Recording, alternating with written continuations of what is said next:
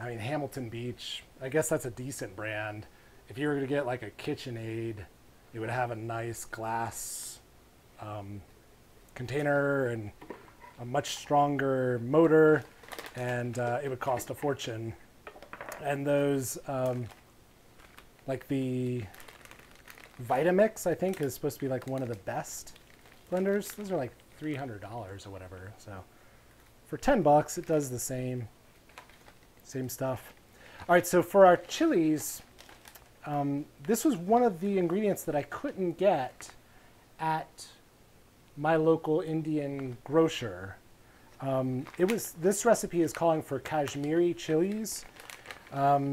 What I've read about them is that they are like a red chili that would be more wrinkly than these. So just for comparison's sake, so on the Mexican food aisle, chili de árbol looks like that. Fairly spicy, not particularly wrinkly. Then from like my Asian market, we have these, nondescript whole red pepper. They don't really give it a name, but these are the kind that you would typically see like in sesame chicken or General Tso's chicken or something like that. I'm going to go with these just because they're a little closer to the pictures that I've seen of these Kashmiri chilies that the recipe is calling for. And if this is a good recipe that I want to do over again in the future, I'd probably go to, there's another Indian market that does have, or that probably will have these Kashmiri ones. So it says that we're going to need 10 to 12 of these guys, which tells me this is going to be pretty spicy and probably too spicy for me, because I've made, just from my own personal experience, I've made other dishes where I was only using like 4, and that was kind of like at my threshold. So I'm going to use, let's see, how many I got here? 1, 2, 3, 4, 5, 6, 7, 8, 9. I'm only going to use 8. I'll be honest with you. I'm a little scared because I'm a wimp when it comes to spiciness. All right, so we're going to set these aside now that we've got that. And she wants us to break them up into small pieces. She says, as an alternative, you could use 2.5 teaspoons of cayenne powder. So again, that's actually pretty spicy as well, 2.5 teaspoons. I have a feeling that that actually would be less spicy than what the recipe is calling for. So we're going to break those into small pieces and get rid of the seeds, she says, which again is a little more reassuring to me because the seeds are what make it spicy as well.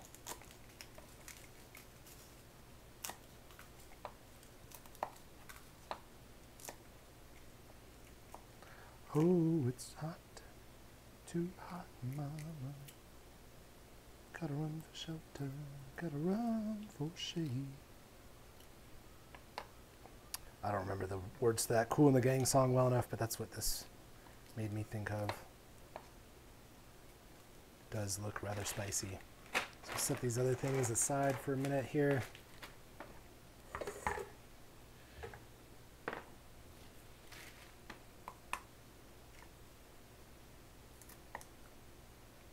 So I'm just kind of trying to figure out a good way to split these open so that I can dump out the seeds. And they actually come out fairly easily. But I'm also trying to keep from cutting myself on my brand new, very sharp knife. No, Kat, I'm not going to use a lot. Because I'm scared.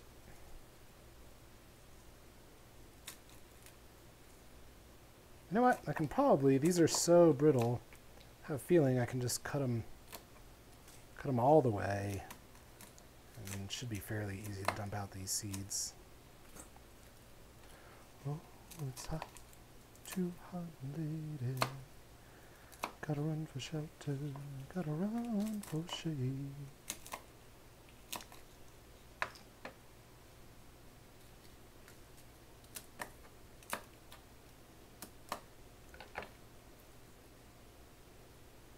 All right, I want to double check that she is saying to dump all of them.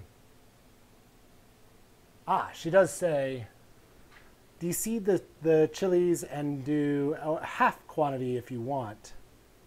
So add, she's saying go ahead and add them with the vinegar. We're going to need 2.5 tablespoons of the vinegar. And then we're going to let it kind of sit in there. She says that these might soak up the juice and become soft. I don't think that that's likely. These are really pretty desiccated. They're pretty dry. It may be a different story if I had actual Kashmiri chilies, but as I don't, we'll see how soft these become. I think it's probably going to be irrelevant because once we grind this up into a fine paste, it'll be soft enough. And then we're going to cook it later.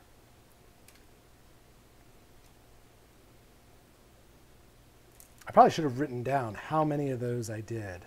I did 8, I think. Because I'll be curious about that later when I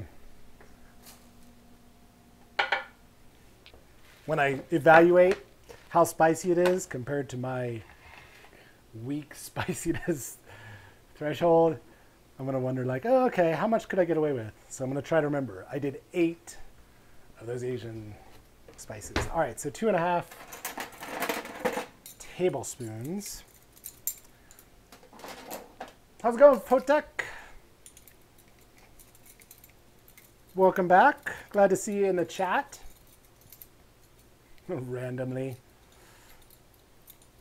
So, for those of you that are new, one of the things I've mentioned before is it comes in handy to have 2 sets of measuring spoons.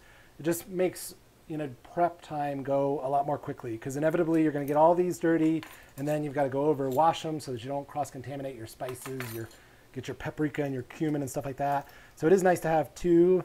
And I do recommend getting ones that are like embossed, like metal that's embossed, because with other things like made out of plastic, inevitably it wears off like that. So we're going to do 2.5 tablespoons. Whoa, geez. Should do this over some other kind of container. We're going to call that 1, even though that's already more than 1. This is a very full, wow. Sloppy. There's 2. And then we need a half.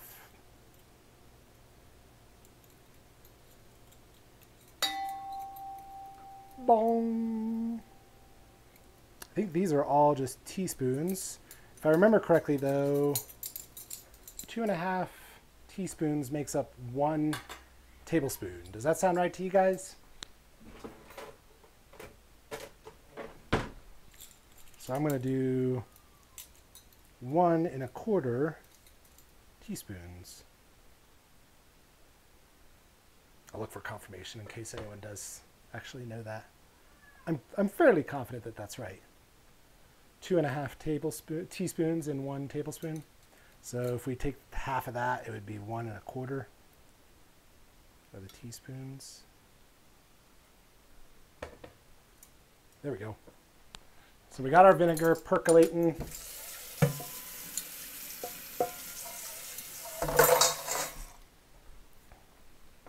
A little vinegar and chili. Hopefully that the bottom of the blender, the base is well sealed on there. All right, we can get rid of our white vinegar. The vinegar shelf is getting pretty full. Fotek, I am following a recipe for 2 reasons. One, I'm not good enough. Here comes the kitty to critique our cooking style. I'm not good enough to just eyeball things and you know, kind of,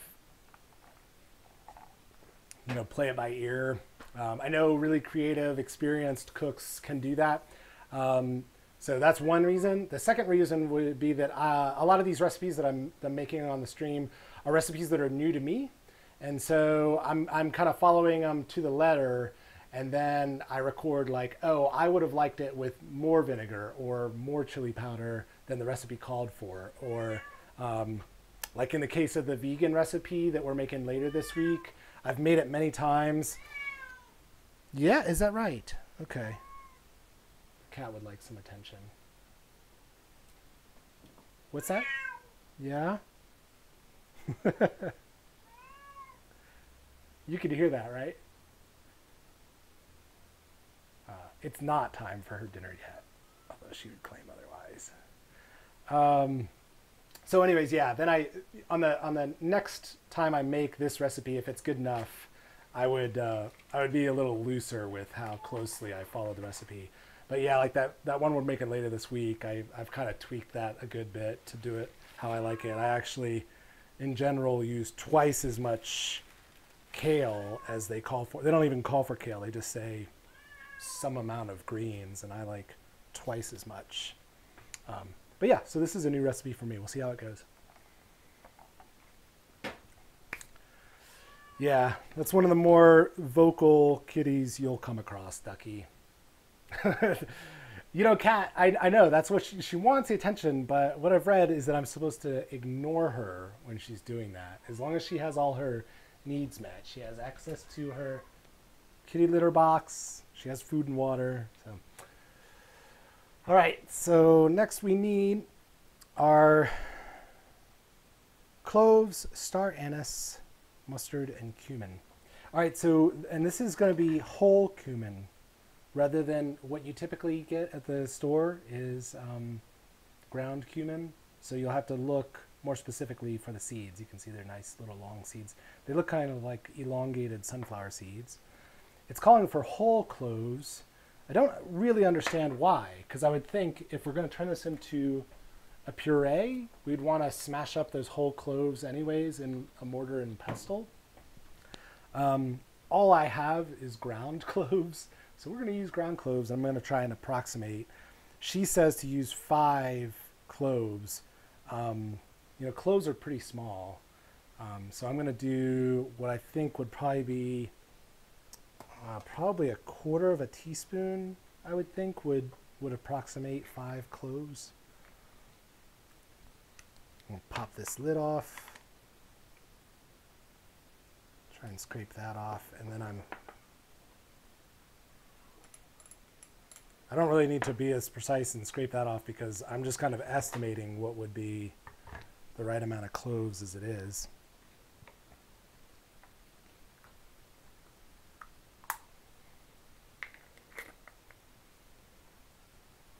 Those cloves smell. It already smells like fall or winter to me. Start making a ham. All right, so then we've got cloves, star anise, and that's what I've got to figure out. It says a quarter of star anise, break the whole flower and use a quarter piece. So I'm going to assume that this calls for the good old mortar and pestle. So my Indian grocer did let me down. This was the smallest container of the package of these they had. $7 US. It's probably going to take me a lifetime to go through that much anise because, oh, come here, scissors. I say that because I've made several Indian dishes already and none of them have called for star anise yet. And this recipe is calling for, let's see, let's get a whole one. That much. Now I want licorice. I just went from like wintertime, wow, that's really potent. Wintertime ham with cloves embedded in it to now I want some licorice. Wow, that's a really strong smell. I'm gonna have to put that in a Ziploc because that'll definitely smell up the entire pantry. I don't know how I'm ever gonna go through all this. I'm gonna have to see if there's some kind of like homemade candy that I can make, like make my own licorice. Which my girlfriend would appreciate. She's a fan of